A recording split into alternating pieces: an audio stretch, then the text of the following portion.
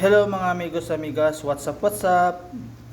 Ngayong araw po ay menu ko po ay munggo. Yan. Ang munggo po ay binabad ko na kagabi para madali lang po pakuluan at madali pong lumambot. Yan po ang munggo.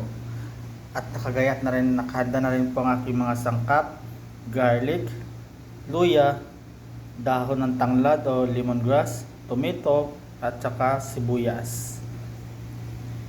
Yan po, ngayong araw po ay magbumunggo tayo. Yan, ito yung munggo.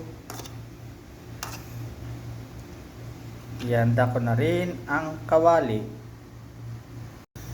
Ayan, mainit na po yung mantika sa kawali. Gigisa ko na yung mga sangkap. Una kong ginisa sibuyas, bawang, luya, at kamatis. At isinunod ko na yung nilagay yung munggo at saka tanglad. Yan, halo-haloy ko lang. Igisahin ko muna yung munggo.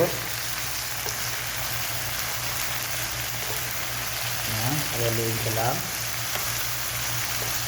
So, pagkatapos ko sinalo-halo, ilagay mo ng tubig para pakuluan na lang.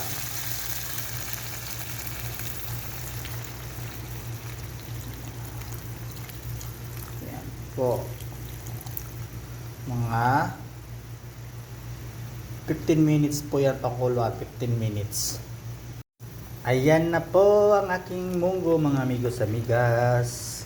Sasarap na naman ng tanghalian ni Romar. Yan mga amigos amigas, sarap ng ating mga tanghalian natin ngayon. Yan. Yan, nakasabaw na rin siya.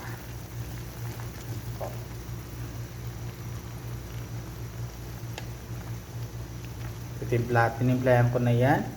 May asin, paminta, at saka ajinomoto o bitchin. Yan.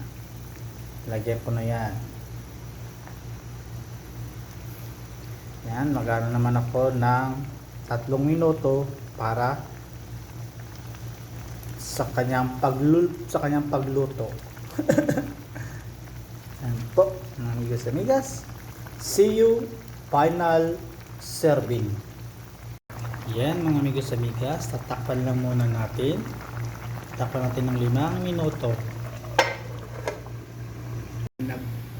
Ayan na po mga amigos amigas ang aking munggo. Serving na po. Kakain na po tayo mga amigos amigas.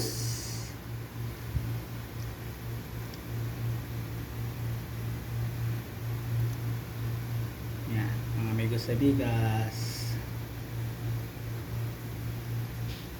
Kita ko rin ng rice. Yan ang rice ko, rice. Tanghalian ko, solved na naman. Isang araw ng tanghalian. Tapos, 2 araw na ulam. 2 araw to na ulam. Ngayon at bukas.